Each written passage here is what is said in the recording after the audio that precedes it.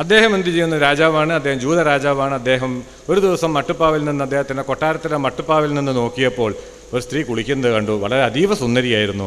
ഉടനെ അവരെ കൂട്ടിക്കൊണ്ടുവരാൻ പറഞ്ഞു. കൂട്ടിക്കൊണ്ടുവരാൻ പറഞ്ഞപ്പോൾ അവർ വിവാഹിതയാണ്, അവരുടെ ഭർത്താവുണ്ട്. അതൊക്കെ ഒഴിവാക്കിക്കൊണ്ട് എന്ത് ചെയ്തു? ഭർത്താവിനെ യുദ്ധമുന്നണിയിലേക്ക് അയച്ചു, അദ്ദേഹം കൊല്ലിപ്പിച്ചു, ഈ സ്ത്രീയെ സ്വന്തമാക്കി. അതിൽ ജനിച്ചതാണ് സുലൈമാൻ, അതല്ലെങ്കിൽ സോളമൻ എന്ന പുത്രൻ. ഇവിടെ വരുന്ന പ്രശ്നം, ഈ ഒരു അധാർമികത കണ്ടിട്ട് ആരും ഒന്നും മിണ്ടിയില്ല. രാജാവാണ്, മിണ്ടിയാൽ തല പോകും. പക്ഷെ അന്നൊരു പ്രവാചകൻ ഉണ്ടായിരുന്നു, നാഥാൻ പ്രവാചകൻ. അദ്ദേഹം പറഞ്ഞു, രാജാവേ, നിങ്ങൾ ഈ ചെയ്തത് തെറ്റാണ്, ഇത് ചെയ്യാൻ പാടില്ല, ദൈവദൃഷ്ടിയിൽ ഇത് ദോഷമാണ്. നാഥാനെ അദ്ദേഹം കൊന്നു എന്നുള്ളത് വേറെ കാര്യം. പക്ഷെ അവിടെ വരുന്നത് എന്താണെന്ന് പറഞ്ഞാൽ, ആ ഒരു അധാർമികത അദ്ദേഹം ചൂണ്ടിക്കാണിച്ചു, സ്വന്തം ജീവനെ തൃണവൽഗണിച്ചുകൊണ്ട്. ഇതേ രീതിയിൽ തന്നെയാണ് വരുന്നത് റോമാ സാമ്രാജ്യത്തിൻ്റെ ആ കർശനമായിട്ടുള്ള ആ ഒരു വലിയ ക്രൂരതയിൽ. കാരണം അന്നത്തെ റോമാ സാമ്രാജ്യം എന്ന് പറഞ്ഞിട്ടുണ്ടെങ്കിൽ റോമൻ പൗരന്മാരും അതോടൊപ്പം ആയിരക്കണക്കിന് ലക്ഷക്കണക്കിനും അടിമകളും, യുദ്ധത്തിൽ പിടിച്ചിട്ടുള്ളവരും മറ്റു വർഗ്ഗക്കാരുമായിട്ടുള്ള ഒരുപാട് അടിമകളെയും സൃഷ്ടിച്ചെടുത്തിട്ടുള്ള ഒരു വലിയ സാമ്രാജ്യമാണ്. ഇന്നത്തെ നമ്മുടെ അമേരിക്കൻ സാമ്രാജ്യത്തിൻ്റെ ഒരു പൂർവിക പതിപ്പ് എന്ന് വേണമെങ്കിൽ പറയാം.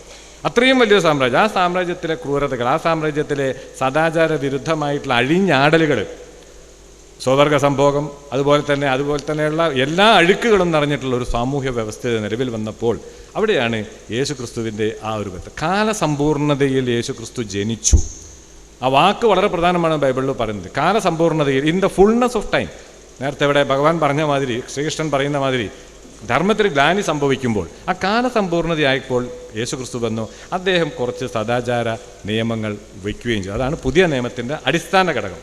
അതിലൊന്ന് ഞാൻ വായിക്കാമെന്നുള്ളത്, കാരണം ആ റോമാ സാമ്രാജ്യത്തിൽ എന്താണോ നടന്നിരുന്നത് അതിന് നേർ വിപരീതമായിട്ടുള്ള ഒരു ധാർമ്മികതയാണ് യേശുക്രിസ്തു കൊണ്ടുവരുന്നത്. മത്തായി എഴുതിയ സുവിശേഷം ബൈബിളിലെ കുട്ടികൾക്കൊക്കെ അറിയുന്നതായിരിക്കും. മത്തായി 4 ശിഷ്യന്മാരാണ്, മത്തായി, മാർക്കോസ്, ലൂക്കോസ്, യോഹന്നാൻ. അതിൽ മത്തായി എഴുതിയ സുവിശേഷത്തിൽ 5-ാം അധ്യായം 27 മുതൽ 29 വരെയുള്ള വാക്യങ്ങൾ രസകരമായിട്ട് നോക്കാം. വ്യഭിചാരം ചെയ്യരുത് എന്ന് അരുളി ചെയ്തത് നിങ്ങൾ കേട്ടിട്ടുണ്ടല്ലോ. ഞാനോ നിങ്ങളോട് പറയുന്നത്, സ്ത്രീയെ മോഹിക്കേണ്ടതിന് അവളെ നോക്കുന്നവൻ എല്ലാം ഹൃദയം കൊണ്ട് അവളോട് വ്യഭിചാരം ചെയ്തു പോയതാണ്. ഇത് യേശുക്രിസ്തു പറയുന്നതിനുള്ള കാരണം ഞാൻ നേരത്തെ പറഞ്ഞ ദാവീദ് രാജാവിൻ്റെ സംഗതിയാണ്. നോക്കിയപ്പോൾ കണ്ടു, കണ്ടപ്പോൾ ഇഷ്ടപ്പെട്ടു, അധികാരമുണ്ട്, പിടിച്ചെടുത്തു. നേരത്തെ ഇവിടെ ജബ്ബാർ സാഹിബ് പറഞ്ഞ മാതിരി കൂട്ടിക്കൊണ്ടുവന്നു, പിടിച്ചുകൊണ്ടുവന്നു. അതുപോലെ തന്നെ മാത്യു എഴുതിയ സുവിശേഷത്തിൽ തന്നെ 12-ാം അധ്യായം, മനുഷ്യർ നിങ്ങൾക്ക് ചെയ്യണമെന്ന് നിങ്ങൾ ഇച്ഛിക്കുന്നതൊക്കെയും നിങ്ങൾ അവർക്കും ചെയ്യുവൻ. ന്യായപ്രമാണവും പ്രവാചകന്മാരും ഇത് തന്നെ. അപ്പോൾ സമൂഹത്തിൽ ഒരു സിവിൽ സൊസൈറ്റിയിൽ ജീവിക്കുമ്പോൾ എന്താണോ ചെയ്യേണ്ടത്, മനുഷ്യർ അവനവൻ ചെയ്യുന്നത് മറ്റുള്ളവർക്ക് പ്രയോജനപരമാണോ, ഇഷ്ടപ്പെടുന്നതാവണം. മറ്റുള്ളവർ നമ്മളോട് ചെയ്യാൻ ആഗ്രഹിക്കുന്നത് നമ്മൾ മറ്റുള്ളവരോടും ചെയ്യണം. അപ്പോൾ അങ്ങനെ വരുന്ന സമയത്ത് ഒരു സിവിൽ സമൂഹത്തിൽ നിങ്ങൾക്ക് എന്ത് ചെയ്യാൻ പറ്റും? ജീവിക്കാൻ സാധിക്കും. അദ്ദേഹം അമ്മയും സഹോദരനും, അമ്മ വന്ന് ഇദ്ദേഹത്തെ കാണാൻ വേണ്ടി വന്നപ്പോൾ മാത്യു 12:50 പറയുന്നതാണ്, സ്വർഗസ്ഥനായ എൻ്റെ പിതാവിൻ്റെ ഇഷ്ടം ചെയ്യുന്നവൻ എൻ്റെ സഹോദരനും സഹോദരിയും അമ്മയും ആകുന്നു. അപ്പോൾ വളരെ പ്രധാനപ്പെട്ടതാണ്. ആരാണ് എൻ്റെ അമ്മ? ഈ സമൂഹത്തിന് ഇഷ്ടപ്പെട്ടത്, അല്ലെങ്കിൽ അദ്ദേഹം ഈ ദൈവം എന്ന് പറയുന്ന ആ ഒരു കൺസെപ്റ്റ് സമൂഹത്തിന് തന്നെ മാറ്റിമറിക്കുന്ന, സമൂഹത്തിന് ഉപയുക്തമായിട്ടുള്ള ഒരു കൺസെപ്റ്റായിട്ടാണ് വെക്കുന്നത്. പിന്നീട് അദ്ദേഹം വേറൊന്ന് പറയുന്നുണ്ട്, മനുഷ്യൻ അശുദ്ധി വരുത്തുന്നത് വായ്ക്കകത്ത് ചെല്ലുന്നതല്ല, വായിൽ നിന്ന് പുറപ്പെടുന്നത് അത്രേ, അത് മനുഷ്യനെ അശുദ്ധമാക്കുന്നു. അപ്പോൾ ഇവിടെ എല്ലാം തന്നെ വരുന്ന ഒരു സംഗതി, ഒരു റോമാ സാമ്രാജ്യത്തിൻ്റെ എന്താണോ അവിടെ സംഭവിച്ചിട്ടുള്ളത്, കളവ്, അതുപോലെ തന്നെ വഞ്ചന, അതുപോലെ തന്നെ ക്രൂരത, അതുപോലെ തന്നെ സ്ത്രീകൾക്ക് സ്വാതന്ത്ര്യമില്ലായ്ക, ഇതെല്ലാം തന്നെ വെച്ചുകൊണ്ടിരിക്കുന്ന ഒരു വലിയൊരു സാമ്രാജ്യത്തിനെ തകർക്കുന്നതിനും അതിനെ പരിണമിപ്പിക്കുന്നതിനും വേണ്ടിയിട്ടായിരുന്നു ഈ ഒരു തത്വശാസ്ത്രം, ദൈവിക ശാസ്ത്രം വരുന്നത്. ഇപ്പോൾ ഇന്നും 2 മിനിറ്റ് കൂടിയുണ്ട്. ഇന്നും വരുന്നത് എന്താണ്? ഇന്ന് ലോകത്തിൽ അനീതിക്കെതിരെ ശബ്ദമുയർത്തുമ്പോൾ ലോകത്തിലുള്ള ആളുകൾ എടുക്കുന്ന തത്വചിന്ത എന്താണ്? ഇസ്ലാമിക രാജ്യത്തിലാണെങ്കിൽ ഖുർആൻ മാത്രമേ ഉള്ളൂ. ക്രിസ്ത്യൻ രാജ്യങ്ങളിലാണെങ്കിൽ ഇപ്പോൾ അനീതി നടക്കുകയാണെങ്കിൽ ആ അധികാര കേന്ദ്രത്തിനെതിരെ ഒരു ആശയ പടച്ചട്ട അണിയണമെങ്കിൽ എവിടെ പോകും? അത് ക്രിസ്ത്യൻ തിയോളജി അല്ലെങ്കിൽ ക്രിസ്ത്യൻ ദൈവശാസ്ത്രം. ആ ദൈവശാസ്ത്രം തന്നെ മാറി വരും. അമേരിക്കൻ, അതായത് USA, യുണൈറ്റഡ് സ്റ്റേറ്റ്സ് ഓഫ് അമേരിക്കയുടെ ദൈവശാസ്ത്രമല്ല തെക്കേ അമേരിക്കക്കാരനെടുക്കുന്നത്. അവിടെ അത് വരുമ്പോൾ ലിബറേഷൻ തിയോളജി ആയി മാറുന്നു, വിമോചന ദൈവശാസ്ത്രമായിട്ട് മാറുന്നു. ഇന്ത്യയിൽ വരികയാണെങ്കിൽ അത് ദളിത് തിയോളജിയായിട്ട് മാറുന്നു, ദളിത് ദൈവശാസ്ത്രമായിട്ട് മാറുന്നു. ആഫ്രിക്കയിലാണെങ്കിൽ അത് ബ്ലാക്ക് തിയോളജിയായിട്ട് മാറുന്നു. അവർ പറയുന്നു യേശുക്രിസ്തു കറുത്തവനാണ്.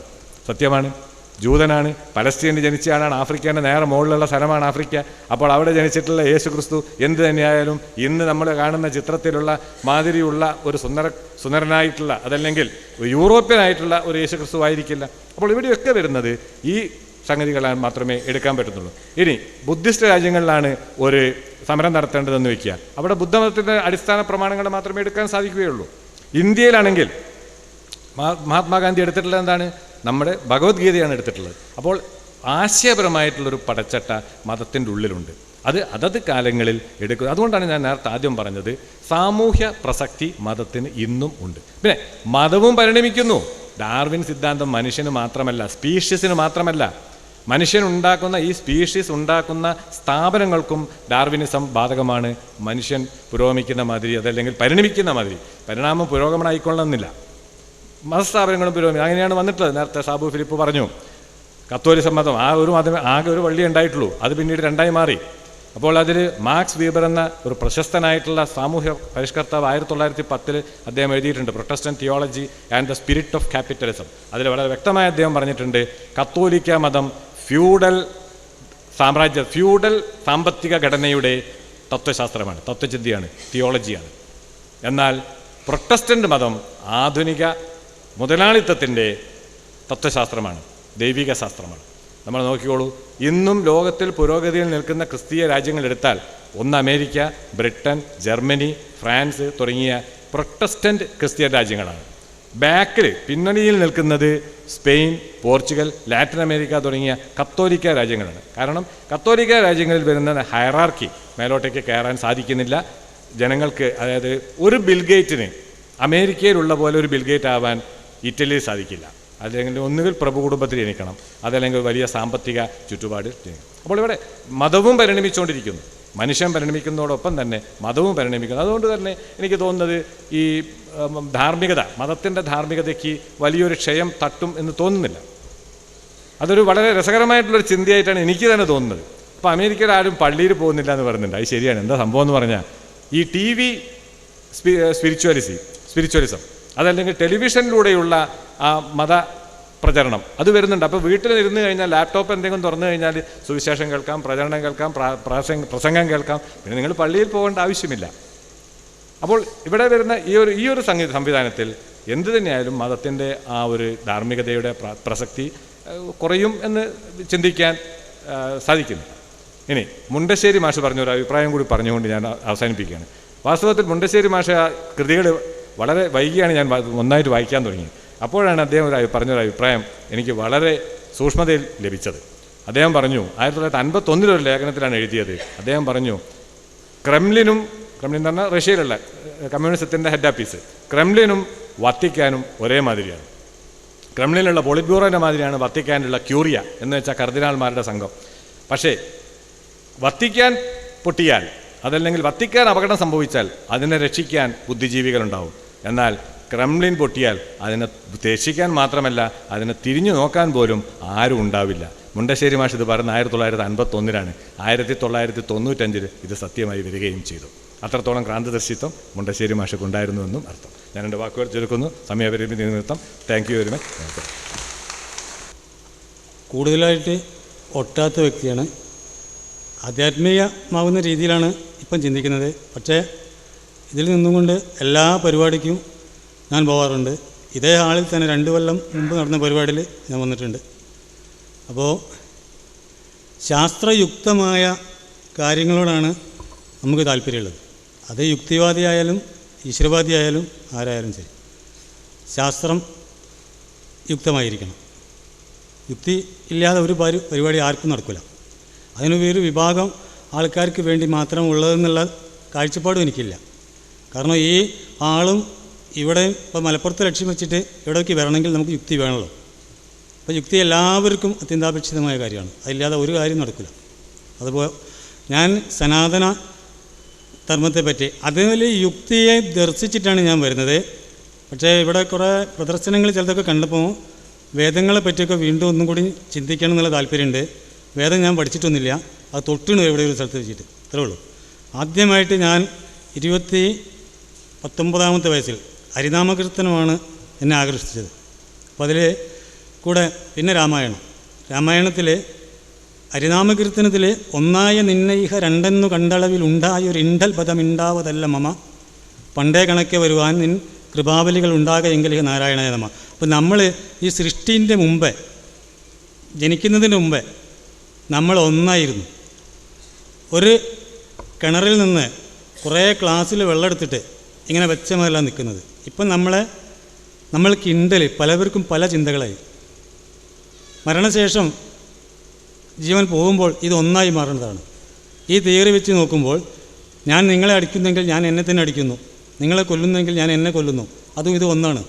ഏകം സത്ത് വിപ്ര ബഹുധാ വദന്തി. ഞാനത് നീട്ടി ആ ഏകമായ ഒന്ന് പലതായി ഭവിക്കുന്നു, ആ പലത് വീണ്ടും ഒന്നിലേക്ക് ലയിക്കുന്നു. ഇങ്ങനെ ഉണ്ടെന്ന് തോന്നുമ്പോൾ ഇല്ലാണ്ടായിരിക്കുന്ന അവസ്ഥ. ഇത് ആധ്യാത്മിക രീതിയിൽ ഞാൻ ചിന്തിക്കുന്ന രീതിയാണ്. ഇതെല്ലാവരും ഇങ്ങനെ ചിന്തിക്കുന്നുണ്ടോയെന്ന് ചോദിച്ചാൽ എനിക്കത് പറയാൻ പറ്റില്ല. ഇവിടെ ലോകത്തിലെ ഏറ്റവും വലിയ സയൻറ്റിസ്റ്റുകളായിട്ടുള്ള ആൾക്കാരാണ് ഋഷിമാരെന്നാണ് ഞാൻ മനസ്സിലാക്കി. ഋഷി എന്ന് പറഞ്ഞ പദത്തിന് ദൃഷ്ടാവ് എന്നുള്ളതാണ് അർത്ഥം. ദൃഷ്ടാവ് എന്ന് പറഞ്ഞാൽ കണ്ടെത്തിയവൻ. ഇവിടെ കാറ്, ലോറി, വണ്ടി, പല എന്തൊക്കെ സാധനങ്ങളുണ്ടോ ഇതൊക്കെ മനുഷ്യൻ്റെ തലച്ചോറിൽ ഉൾത്തിരിഞ്ഞതാണ്, കണ്ടെത്തിയതാണ്. അതുപോലെ ഋഷി എന്ന് പറഞ്ഞാൽ ദൃഷ്ടാവ്, കണ്ടെത്തിയവൻ. ഇവർ താടി വളർത്തിയതല്ല, ഓരോ കാര്യങ്ങളിലും മാനസികമായി ചിന്തിച്ചിട്ട് അതിൽ മാത്രം കോൺസെൻട്രേഷൻ ആയപ്പോൾ താടി വടിക്കാൻ മറന്നുപോയി മുടി കട്ട പിടിച്ച് അങ്ങനെയാണ് ഋഷിയാവുന്നത്. ഋഷി സമം ശാസ്ത്രജ്ഞൻ, ഇത്രയേ ഉള്ളൂ അതിൻ്റെ അർത്ഥം. അപ്പോൾ നമ്മുടെ 6-ാമത്തെ വയസ്സിൽ സന്യാസം സ്വീകരിച്ചു, 16-ാമത്തെ വയസ്സിൽ എഴുതാനുള്ളവർത്തോളം എഴുതി കൊടുത്തു, അല്ലെങ്കിൽ നാരായൺ നിലത്ത് വെച്ചു. 32-ാമത്തെ വയസ്സിൽ സമാധിസ്ഥനായി ശങ്കരാചാര്യർ. അദ്ദേഹം 32-ാമത്തെ വയസ്സിൽ പറഞ്ഞ വാക്കിൽ ഭൗതിക ശാസ്ത്രം മുട്ടി നിൽക്കുന്നില്ലേ എന്ന് നമുക്ക് വേണമെങ്കിൽ ചിന്തിക്കാം. ഞാൻ പറഞ്ഞത് വിശ്വസിക്കണമെന്നോ ഞാൻ പറയില്ല. ഞാൻ ഒന്നിലും യെസ്സും നോയും പെട്ടെന്ന് പറയലില്ല സാധാരണ, ഒരു 10 കൊല്ലമായിട്ട്. അപ്പോൾ ശങ്കരാചാര്യർ 32-ാമത്തെ വയസ്സിൽ പറഞ്ഞത് ജഗത്ത് മിഥ്യ, ബ്രഹ്മം സത്യം എന്നാണ്. അപ്പം ജഗത്ത് എന്ന് പറഞ്ഞാൽ ഈ കാണപ്പെടുന്നതൊക്കെ ജഗത്താണ്. നമ്മളെ കണ്ണിൽ എന്തൊക്കെ കാണുന്നുണ്ടോ ഇതൊക്കെ ജഗത്താണ്. അപ്പോൾ ബ്രഹ്മം എന്താണെന്ന് മനസ്സിലാവണം. ബ്രഹ്മം അറിവാണെന്നാണ് പറയുന്നത്. അറിവ് എന്ന് പറഞ്ഞാൽ എന്താണെന്ന് മനസ്സിലാവണം. അറിവ് എന്ന് പറഞ്ഞാൽ ഒരു ഇത്രമായിട്ടുള്ള പുസ്തകം വള്ളി പുള്ളി കോമ വിടാതെ കാണാതെ വായിക്കാൻ പഠിച്ചിട്ട് അത് പരീക്ഷയ്ക്ക് കൊണ്ടുപോയി എഴുതിയാൽ, ഒരു കുട്ടി ഒറ്റപ്പൊടിയും തെറ്റാതെ പഠിച്ചിട്ട് കാണാതെ പഠിച്ചിട്ട് എഴുതിയാൽ റാങ്കോടുകൂടി പാസ്സാകുമ്പോൾ നമ്മൾ നല്ല അറിവുള്ളവനാണെന്നൊക്കെ ചിലപ്പം പറയും. എൻ്റെ വ്യക്തിപരമായ അഭിപ്രായത്തിൽ അതിന് ആവർത്തനം എന്നാണ് പറയുക, അറിവല്ല. അറിവ് എന്ന് പറഞ്ഞാൽ എന്താണ്? അറിവ് അനുഭവമാണ്. അനുഭവം എന്താണ്? പഞ്ചസാര കഴിക്കുമ്പോൾ മധുരം അറിയുന്നു, പുളി കഴിക്കുമ്പോൾ മധുരം അറിയുന്നു, ശരീരത്തിൽ നുള്ളുമ്പോൾ വേദന അറിയുന്നു. അപ്പോൾ അനുഭവമാണ്. അപ്പോൾ അഖിലം ഞാനെന്ന ഭാവത്തിൽ വരണം. അഖിലം ആനന്ദ ചിന്മയഹരി ഗോപികാരമണ ഞാനെന്ന ഭാവം അത് തോന്നായിക വേണമിഹ തോന്നുന്നിതാകിൽ അഖിലം ഞാനിതെന്ന വഴി തോന്നേണമേ വരത നാരായണായ നമെന്ന് ഹരിനാമകീർത്തനം പറയുന്നുണ്ട്. അപ്പോൾ ഈ ഞാനെന്ന ഭാവത്തിൽ കുടുങ്ങിക്കിടക്കുന്ന സമയത്ത് നമുക്ക് അഹങ്കാരം ഈ ശരീരത്തിൽ ബോധമുള്ളിടത്തോളം സമയം ഉണ്ടാവും. ആ മരിക്കുമ്പോൾ മാത്രമേ പോകുള്ളൂ. എൻ്റെ ബോഡി, എൻ്റെ ശരീരം എന്നുള്ള ബോധം ഒരു അഹങ്കാരം തന്നെയാണ്. അഹം എന്ന് പറഞ്ഞാൽ ഞാൻ എന്നുള്ള അർത്ഥമുള്ളൂ, അഹങ്കാരം തന്നെ. അപ്പോൾ അത് ആ അഹങ്കാരം പോകുന്ന സമയത്ത് അത് പോകുള്ളൂ. അപ്പോൾ ഈ പ്രപഞ്ചവും ഞാനും ഒന്നായിട്ട് മാറുന്ന സമയത്താണ് നമ്മളെല്ലാം അവിടെ ശരിയാവുന്നത്. അതുവരെ നമ്മൾക്ക് ഇതിൻ്റെ ആധ്യാത്മിക ശാസ്ത്രത്തിൽ നിന്നിട്ട് ഞാൻ പഠിക്കുന്നത്. അപ്പോൾ ആധ്യാത്മിക ശാസ്ത്രം പിന്നെ ഇന്ന് നമ്മൾ കാണുന്നത് പല സ്ഥലത്തും ഒരുപാട് അനാചാരങ്ങൾ, എനിക്ക് തീരെ ദഹിക്കാത്ത കാര്യങ്ങൾ, 89% 90% അന്ധവിശ്വാസങ്ങളും അതിലൊരുപാട്. ഇപ്പോൾ 4 കൈയും കാലൊക്കെ ഉള്ള ദൈവങ്ങളൊക്കെ ഉണ്ടെന്നുള്ള സങ്കല്പം തീർച്ചയായിട്ടും തെറ്റാണ്. ഞാനൊരു കാര്യം, എൻ്റെ സമയമായ പറയാം, എൻ്റെ ഒരു കാര്യം പറയാണ്. പിന്നെ മൃഗങ്ങൾക്ക് വിശേഷബുദ്ധി ഇല്ല, അഥവാ ഉണ്ടായിരുന്നുവെങ്കിൽ അവർ ഈശ്വരനെ ആരാധിക്കുമായിരുന്നുവെങ്കിൽ അവർ തീർച്ചയായിട്ടും ഈശ്വരന് കൊടുക്കുന്ന രൂപം മൃഗത്തിൻ്റേതായിരിക്കും. മനുഷ്യന് ഈശ്വരന് രൂപമില്ല. രാമായണത്തിൽ പറയുന്നത്, കവി ഉടനീളം രാമായണം ഞാൻ വായിച്ചാണ്, അല്ലെങ്കിൽ ഉത്തരം കിട്ടാത്ത ചോദ്യമുണ്ടെങ്കിൽ ഉത്തരം കിട്ടിയ ചോദ്യമുണ്ട്. രാമായണത്തിൽ രാമനെ പ്രതിപാദിക്കുന്ന പല ഭാഗത്ത് ഉടനീളമുണ്ട്. രാമൻ നിരാമയൻ, നിർഗുണൻ, നിഷ്ക്രിയൻ, നിർമ്മലൻ. നിർഗുണൻ, ഗുണമില്ലാത്തവൻ, രൂപമില്ലാത്തവൻ, മണമില്ലാത്തവൻ, ഇങ്ങനെയുള്ള രാമൻ എങ്ങനെ രാവണനെ കൊല്ലും? അപ്പോൾ അവിടെ അയോധ്യയിൽ ജനിച്ച രാമനല്ല പ്രശ്നം. അതൊരു പിന്നെ മാധ്യമമായിട്ട് ഒരാളെ നാടകം അഭിനയിക്കാൻ വേണ്ടി നിർത്തുകയാണ്. ഇവിടെ കവി രാമൻ എന്ന് പറഞ്ഞാൽ ധർമ്മശബ്ദത്തിനെ വ്യാഖ്യാനിക്കുക ചെയ്യണേ. അപ്പോൾ രാമൻ കൊടുക്കുന്ന സ്റ്റേജ് ഈശ്വരൻ്റെ സ്റ്റേജാണ്. ഈശ്വരൻ നിൽക്കുന്നത് നിർഗുണത്തിലാണ്. നിർഗുണം എന്ന് പറഞ്ഞാൽ ഒരു ഗുണവും ഇല്ല എന്നുള്ള അർത്ഥം വരുന്നില്ല. എല്ലാ ഗുണങ്ങളോടും കൂടിയത്, പ്രത്യേകമായ ഒന്നിന് അഡിക്റ്റ് അല്ലാത്തത്. നമ്മളൊക്കെ ഓരോരോ ഗുണത്തിൻ്റെ അടിമകളാണ്. ഷർട്ട് വേണം, മുണ്ട് വേണം, ഭക്ഷണം വേണം, വെള്ളം വേണം, ഇങ്ങനെ പലതും നമുക്ക് ഒഴിച്ചുകൂടാൻ പറ്റാത്ത സാധനം. സൂര്യൻ നാളെ ഉദിക്കുന്നത് വൈകുന്നേരം കൂലി കിട്ടിയിട്ടല്ല, ഒന്നും കിട്ടിയിട്ടല്ല. അപ്പോൾ സൂര്യൻ നിഷ്കാമകർമ്മമായിട്ടാണ് സൂര്യൻ. നമ്മൾക്ക് സൂര്യൻ ഉദിച്ചില്ല ഒന്നും നടക്കില്ല. അതുപോലെ ഇവിടെ പറയുന്ന നിർഗുണം, എല്ലാ ഗുണങ്ങളും എന്നിൽ നിന്ന് പ്രസരിക്കുന്നു. ഈശ്വരൻ എന്ന് പറഞ്ഞാൽ എനർജി, എനർജി എന്ന് പറഞ്ഞാൽ ഈശ്വരൻ, എനർജി സമം ദൈവം, ദൈവം ശക്തിയാണ്, എനർജിയാണ്. അത് നിർഗുണത്തിലാണ് എനർജി നിൽക്കുന്നത്. അപ്പോൾ ആ എനർജി പിന്നെ ഇപ്പോൾ കറണ്ട്, ഇലക്ട്രിക് എനർജിയാണ്. ഇതിൻ്റെ രൂപം ചോദിച്ചാൽ ഇത് വെളിച്ചാന്ന് നമുക്ക് പറയാൻ പറ്റില്ല. ഫാനിൽ വരുമ്പം കാറ്റാന്ന് പറയാൻ പറ്റില്ല. ഫ്രിഡ്ജിൽ തണുപ്പാണ്, പറ്റില്ല. ചൂടാണ് ഹീറ്ററിൽ, അത് ചൂടാന്ന് പറയാൻ പറ്റില്ല. എന്നിൽ നിന്നെല്ലാം പ്രസരിക്കുന്നു, ഞാൻ ഒന്നിൻ്റെ അടിമയല്ല. ഇതാണ് എനർജി തത്വം. അതാണ് ഇവിടെ രാമായണത്തിൽ രാമനെ നിരാമയൻ, നിർഗുണൻ, നിഷ്ക്രിയൻ, നിർമ്മലൻ എന്ന് പറഞ്ഞാണ്ട് പ്രതിപാദിക്കുന്നത്. ഇത് നമ്മൾ അതിൻ്റെ രീതിയിൽ വായിക്കുമ്പോൾ മനസ്സിലാവുള്ളൂ. അപ്പോൾ ഇത് കംപ്ലീറ്റ് ശാസ്ത്രം തന്നെയാണ്. പക്ഷേ അതിൻ്റെ രീതിയിൽ പിന്നെ ഒരു കാര്യം വേറെയുണ്ട്. നമ്മൾ ഓരോരുത്തരും ഓരോ വിഷയത്തിലും ചെറുപ്പം മുതലൊക്കെ ചിന്തിക്കുമ്പോൾ അതിനോട് ഒട്ടൽ വരുന്നുണ്ട്. ആ ഒട്ടലിനനുസരിച്ച് നമ്മൾ ചിലപ്പം എൻ്റെ തിയറി തെറ്റായാലും അതാണെങ്കിൽ തെറ്റിൻ്റെ ശരിയാക്കാൻ ശ്രമിക്കുകയാണെങ്കിൽ ഞാനതിന് അവരോട് വാദിക്കും. അത് ഞാൻ ആ വിഷയത്തിൽ ഒട്ടിയതുകൊണ്ടാണ്. അപ്പോൾ ഒട്ടലില്ലാതെ നിൽക്കാൻ വലിയ പ്രയാസമാണ്. ഞാനൊരു 3/4 ഭാഗം അത് ഒഴിവാക്കി നിൽക്കണമെങ്കിൽ മുഴുവൻ ഒഴിവായി എന്ന് പറയാൻ പറ്റില്ല. ഇപ്പോഴും ചില കാര്യത്തിൽ എനിക്ക് ഒട്ടൽ വരും. അപ്പോൾ ഒട്ടൽ ഒഴിവാക്കണം. ഒട്ടൽ ഒഴിവാക്കിയാലേ നമുക്ക് സ്വതന്ത്ര ചിന്ത ഇതിലേക്ക് ശരിക്ക് പോകാൻ പറ്റുള്ളൂ. അപ്പോൾ ഞാൻ നേരത്തെ ഈ പ്രദർശനങ്ങളൊക്കെ കണ്ട സമയത്ത് എനിക്ക് ആ വേദങ്ങളെ പറ്റിയൊക്കെയുള്ള അത് കണ്ടപ്പോൾ എനിക്ക് ഈ സംസാരിക്കേണ്ട ഇവിടുന്ന് പോകാൻ തോന്നി. പിന്നെ ഞാൻ ഈ വേദിയിൽ ആദ്യം കയറിയിരുന്നു കുറച്ച് സമയത്ത്. അതുകൊണ്ട് ഞാൻ ഒളിച്ചോടിയെന്ന് തെറ്റിദ്ധരിക്കില്ലേ, അങ്ങനത്തെ പേടി ഒന്നും എനിക്കില്ല. പറയാൻ വിചാരിച്ചത് എവിടെ നിന്നും പറയും. അതുകൊണ്ട് ഞാൻ വീണ്ടും ഇവിടെ നിന്നതാണ്. എൻ്റെ കൂടുതലുള്ള ആൾ പോയി. അപ്പോൾ അത് മോശമായതുകൊണ്ടല്ല, ഓരോരുത്തർക്കും ഓരോ വീക്ഷണകോണാണ്. ഒരാൾ ഇവിടുന്ന് പ്രസംഗിക്കുന്ന സമയത്ത് ഇത് കേൾക്കുന്ന ആൾക്കാർ 1000 ആളുണ്ടെങ്കിൽ 1000 വീക്ഷണകോണിലാണ് അത് ഉൾക്കൊള്ളുക. ഒരേ വീക്ഷണകോണിൽ ഉൾക്കൊണ്ടോളുന്നില്ല. അതുകൊണ്ട് തന്നെയാണ് ഒരു പുസ്തകത്തിൻ്റെ പേരിൽ, ഒരു ഗ്രന്ഥത്തിൻ്റെ പേരിൽ അനേകം ഗ്രൂപ്പുകൾ ഉണ്ടാകുന്നത്. ഇപ്പോൾ ഖുർആനാണെങ്കിലും അതിൻ്റെ പേരിൽ ഒരുപാട് സംഘടനകൾ, ആധികാരികമായിട്ടുള്ള ഗ്രന്ഥം ഖുർആനാണ്, അതിൻ്റെ പേരിൽ ജമാഅത്ത്, സുന്നി, ഇങ്ങനെ ഒരുപാട് വരുന്നുണ്ട്. അത് കേൾക്കുന്നിടത്തുള്ള ഉൾക്കൊള്ളലിൻ്റെ വീക്ഷണകോണിലുള്ള വ്യത്യാസമാണ്. അത് മനുഷ്യൻ്റെ ഒരു പ്രത്യേകതയാണ്. അപ്പോൾ ഞാൻ പറയണത് എന്താ വെച്ചാൽ നമ്മൾ ചിന്തിക്കുന്ന മാർഗം ഇപ്പം ചിന്തിച്ചുകൊണ്ടിരിക്കുന്നത് അതിന് ഞാൻ ഇന്ന് പണയം വെച്ചിട്ടൊന്നുമില്ല. ആധ്യാത്മിക ശാസ്ത്രങ്ങളാണ്.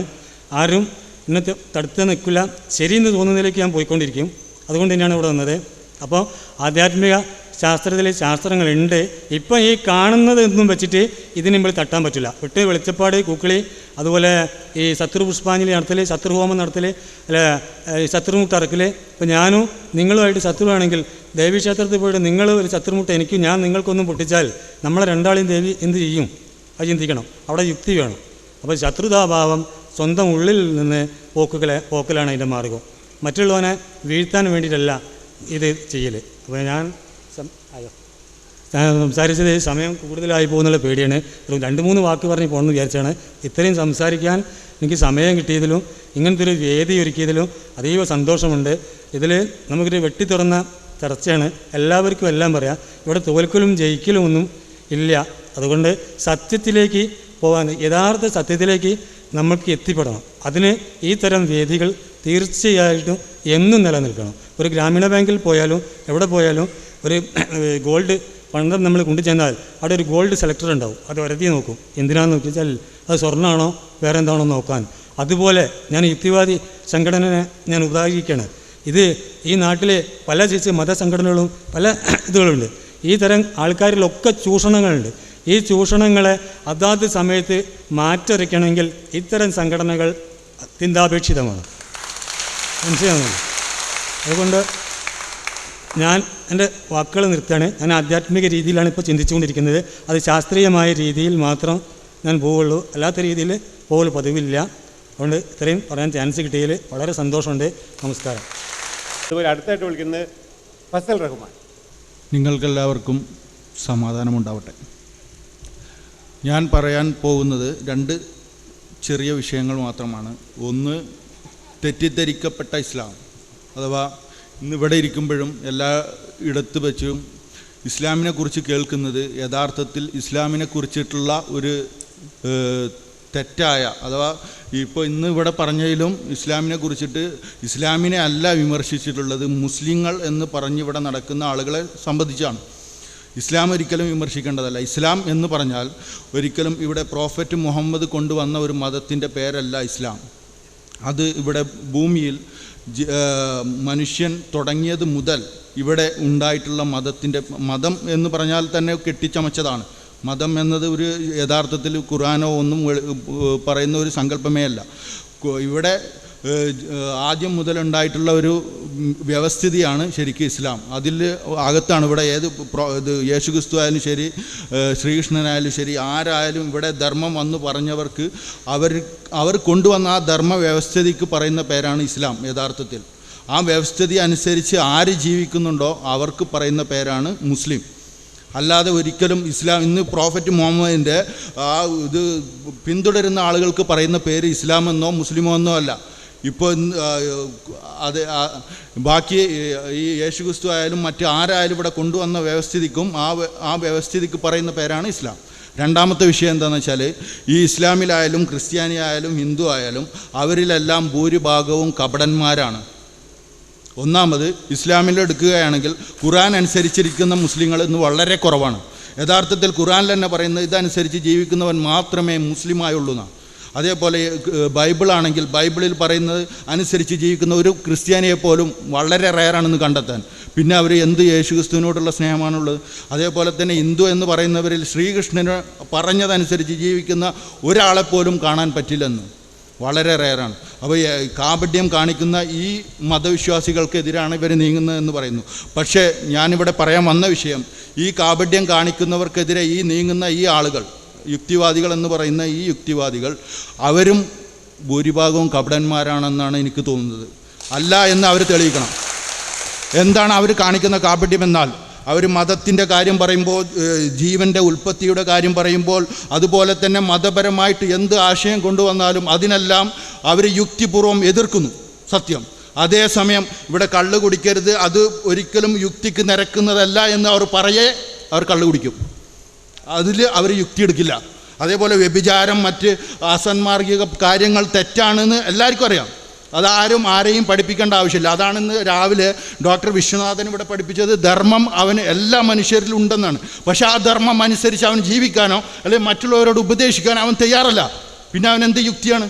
ആ കാര്യത്തിലൊന്നും യുക്തിയില്ലാതെ മതത്തിൻ്റെ ആളുകളെ മാത്രം അവരെ പരിഹസിക്കാനും അവരെ കളിയാക്കാനും മാത്രം യുക്തി എടുക്കുന്നത് അത് യഥാർത്ഥത്തിൽ കാപട്യമാണ്. ആ കാപട്യം അവരെ വലിച്ചെറിയണം. എന്നിട്ട് യുക്തി നോക്കുകയാണെങ്കിൽ ഇപ്പോൾ വ്യഭിചാരമായാലും ചൂഷണമായാലും മദ്യപാനമായാലും പലിശയായാലും എന്തെല്ലാം ഖുർആനിൽ അല്ലെങ്കിൽ മറ്റു വേദങ്ങളിൽ നന്മ പറഞ്ഞിട്ടുണ്ടോ അതെല്ലാം യുക്തിയാണ്. ആ യുക്തി അനുസരിച്ച് ഇവർ ജീവിക്കണമെങ്കിൽ ഏറ്റവും നല്ല മതവിശ്വാസികൾ ഇവിടെ ആയിരിക്കും. പക്ഷേ അവർ ആ യുക്തി എടുക്കാൻ തയ്യാറല്ല. യുക്തി എടുക്കുകയാണെങ്കിൽ ഇന്നത്തെ ലോകത്ത് ഏറ്റവും നല്ലവർ ഇവരായിരിക്കും. പക്ഷേ എനിക്ക് പറയാനുള്ളത്, അവർ ആ യുക്തി അനുസരിച്ചിട്ട് ഈ മതത്തെ വിമർശിക്കുന്നതിലല്ലാത്ത എല്ലാ കാര്യത്തിനും അവർ യുക്തി അനുസരിച്ച് ജീവിക്കാൻ തയ്യാറാകുക എന്ന് മാത്രമാണ്. ഇത്രയും പറഞ്ഞ് ഞാൻ നിർത്തുന്നു. അസ്സലാമു അലൈക്കും. ഇതിൽ ഓരോ മതത്തിൻ്റെയും ധാർമ്മിക നിയമങ്ങളും അതിൻ്റെ മഹത്വത്തെക്കുറിച്ചും അതിൻ്റെ വിശ്വാസ്യതയെക്കുറിച്ചും അതിൻ്റെ മാറ്റാൻ പറ്റാത്ത അവസ്ഥയെപ്പറ്റിയും അതെല്ലാം പാലിക്കേണ്ടതിൻ്റെ ആവശ്യതയെപ്പറ്റിയും ഓരോ മതത്തിൻ്റെയും പ്രതികൾ ഇവിടെ വളരെ വിശദമായി പറഞ്ഞു. അതേ അവസരത്തിൽ യുക്തിവാദികളുടെ പ്രതികളായിട്ട് വന്നവർ പറയുന്ന പ്രധാനപ്പെട്ട ഒരു കാര്യം വെച്ചാൽ ഈ ധാർമ്മികതയെക്കുറിച്ചിട്ടുള്ള സങ്കല്പങ്ങൾ അത് സ്ഥിരമല്ല എന്നും മാറിക്കൊണ്ടിരിക്കുന്നതാണെന്നുള്ള ഒരു ആശയമാണ് പറഞ്ഞത്. രണ്ടാമത് പറഞ്ഞത് ഈ ധാർമ്മികതയെക്കുറിച്ചുള്ള സങ്കല്പങ്ങൾ മതത്തിൻ്റെ അടിസ്ഥാനത്തിലുള്ളതല്ല. മതങ്ങളല്ല ധാർമ്മികതയുടെ കുത്തകക്കാർ എന്നുള്ളതാണ് അതുമായി ബന്ധപ്പെട്ടുകൊണ്ടുള്ളത്. അതിനും പുറമെ മതം മുന്നോട്ട് വയ്ക്കുന്ന പല കാര്യങ്ങളും സാമാന്യ ധാർമ്മികതയ്ക്ക് എതിരാണെന്നും ഉദാഹരണങ്ങൾ ഇവിടെ ചൂണ്ടിക്കാണിക്കപ്പെടുകയില്ല. ഇത്തരത്തിലുള്ള രണ്ട് അവതരണങ്ങളാണ് ഇവിടെ നടന്നിട്ടുള്ളത്. ഈ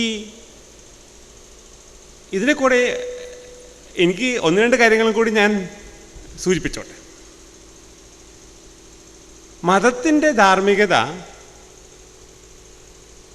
അംഗീകരിക്കാവുന്നതല്ല. അത് പലപ്പോഴും അമാനവികവും മനുഷ്യവിരുദ്ധവും ആയിത്തീരുന്നു എന്നുള്ളതിൻ്റെ ഉദാഹരണങ്ങൾ പറഞ്ഞു. മാത്രമല്ല, ഒരാൾക്ക് നല്ല രീതിയിൽ ജീവിക്കാൻ ഈ മതത്തിൻ്റെ ഒന്നും ധാർമ്മികത സ്വീകരിക്കേണ്ട ആവശ്യമില്ല എന്നും ഇവിടെ പറഞ്ഞു. പക്ഷെ ഒരു കാര്യമുണ്ട് കേട്ടോ, വളരെ അമാനവികമായ, വളരെ മനുഷ്യത്വഹീനമായ പല പ്രവർത്തനങ്ങളും ഇവിടെ നടത്തപ്പെട്ടത് മതത്തിൻ്റെ ധാർമ്മികതയുടെ പേരിലാണെന്നും കൂടി മനസ്സിലാക്കണം. ഒരുപാട് പേരെ പച്ചയ്ക്ക് ചുട്ടുകൊന്നത്, നിരവധി പേരെ കല്ലെറിഞ്ഞ് കൊല്ലുന്നു. ഇങ്ങനെ മനുഷ്യത്വഹീനമായ, ലോകത്തിലെ ഏറ്റവും മനുഷ്യത്വഹീനമായ പല പ്രവർത്തനങ്ങളും നടന്നു വരുന്നത് മതത്തിൻ്റേതാണെന്ന് അല്ലെങ്കിൽ മതങ്ങളുടേതാണെന്ന് പറയപ്പെടുന്ന ഒരു ധാർമ്മികതയെ അടിസ്ഥാനപ്പെടുത്തിയിട്ടാണ്. അത്തരം ഒരു ധാർമ്മികതയെ അവരുടെ അടിച്ചേൽപ്പിച്ചിട്ടില്ലായിരുന്നെങ്കിൽ ഒരാൾ സ്വാഭാവികമായി, ആ ജബ്ബാർ പറഞ്ഞ കുരങ്ങൻ്റെ കഥയുണ്ടല്ലോ, അതുപോലെയുള്ള അവരുടെ ഉള്ളിലുള്ള ധാർമ്മികതയുടെ ഫലമായിട്ട് ഒരിക്കലും ഇത്തരം കാര്യങ്ങൾ അവർ ചെയ്യാൻ ഒരുങ്ങുകയായിരുന്നു. പിന്നെ എനിക്ക് പറയാനുള്ള ഒരു കാര്യമുള്ളത്, ഈ ഇവിടെ പറയപ്പെട്ട മതങ്ങൾ മുന്നോട്ട് വയ്ക്കുന്ന ധാർമ്മികതയ്ക്ക് ഉപരിയായിട്ട് വേറെ ചില കാര്യങ്ങൾ കൂടി ഇതിന് അടിസ്ഥാനപരമായിട്ടുണ്ടെന്ന് എനിക്ക് തോന്നുന്നു. അതാരും ഇവിടെ വേണ്ടത്ര അത് പരാമർശിക്കാത്തത് കൊണ്ട് ഞാനത് കൂട്ടിച്ചേർക്കുക മാത്രമാണ്. അതായത്, നമ്മൾ ജീവിക്കുന്ന സമൂഹത്തിലെ സാമ്പത്തിക വ്യവസ്ഥ, ഇത് നമ്മുടെ ധാർമ്മികതയെ ഒരുപാട് സ്വാധീനിക്കുന്നുണ്ട്. ഇപ്പോൾ ഒരു ഉദാഹരണം പറയാം. ഈ ഒരടിമ ഓടിപ്പോവാൻ, യജമാനൻ്റെ പീഡനങ്ങൾ സഹിക്ക വയ്യാതെ ഒരടിമ ഓടിപ്പോകുന്നു. അന്നത്തെ സമൂഹം അതിനെങ്ങനെ കാണുക? അത് വളരെ തെറ്റല്ലേ? അടിമ ഓടിപ്പോകാൻ പാടുണ്ടോ? അടിമയുടെ ജോലി എന്താണ്? യജമാനനെ സേവിച്ചുകൊണ്ട് യജമാൻ്റെ എല്ലാ അടിയും കൊണ്ടുകൊണ്ട് അവിടെ നിൽക്കുന്നതാണ്. ഓടിപ്പോയത് അധാർമികമായി അന്നത്തെ സമൂഹം കാണുള്ളൂ. കാരണം എന്താ? അന്നത്തെ സമൂഹത്തിലെ അടിമയുടമ വ്യവസ്ഥിതിയുടെ ധാർമ്മികതയാണ്. ഫ്യൂഡൽ പ്രഭുക്കന്മാരും രാജാക്കന്മാരും അവർക്കടുത്തുള്ള അവരുടെ കയ്യിൽ കിട്ടുന്ന സുന്ദരികളായ പെൺകുട്ടികളെ ഉപയോഗിച്ചിരുന്നു. അത് അന്നത്തെ ധാർമ്മികതയാണ്. അതിനെ എതിർക്കുന്ന ചില ആൾക്കാർ ദുർബലമായിട്ട് എതിർത്തിട്ടുണ്ടായിരിക്കാം. പലരും എതിർക്കാതെ തന്നെ സബ്മിറ്റ് ചെയ്യാണ്ടാവുക. ദുർലഭമായിട്ടുള്ള ചില ആൾക്കാർ എതിർത്ത് ബഹളം ഉണ്ടാക്കിയിട്ടുണ്ടാവും. അന്ന് അവിടുത്തെ സമൂഹം എന്താ പറഞ്ഞത്? അല്ല, ഇതാണ് ഈ പെണ്ണിനെ പെൺകുട്ടിയെ ജന്മി നാടുവാഴി രാജാവ് ഉപയോഗിച്ചതാണ് ശരിയായുള്ള കാര്യം. അതിനെതിരെ ബഹളം വെക്കുന്നത് ശരിയല്ല എന്നുള്ളൊരു ധാർമ്മികതയായിരിക്കും എന്ന് പറഞ്ഞിട്ട്. അതല്ല കുറച്ചുകൂടി കാലം കഴിഞ്ഞപ്പോൾ ഉള്ള പുതിയ ധാർമ്മികത. കാരണം എന്ത് പറയും? നമ്മൾ പറയും ആ വ്യക്തിക്ക് സ്വാതന്ത്ര്യമുണ്ട്.